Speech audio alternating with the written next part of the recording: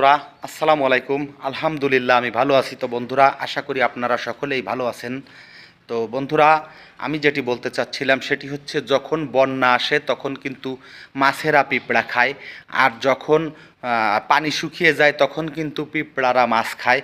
অর্থাৎ আমার এই কথাটির অর্থ হচ্ছে এই যে, পরিস্থিতি বলে দেয় যে কখন কি হবে। আপনি এখন ভালো আছেন তাই বলে আপনি অহংকার করবেন, মানুষকে মানুষ মনে করবেন না, আপনার যা খুশি তাই করবেন, টাকার গরম বা ক্ষমতার গরম বা দম্ভ দেখিয়ে আপনি নিজে চলার চেষ্টা করবেন, সেটা কিন্তু স্বাভাবিক বা ঠিক হবে না। তার কারণ হচ্ছে কি, আপনার দুঃসময় যে কোনো কারণবশত আসতে পারে, যে কোনো মুহূর্তে আসতে পারে।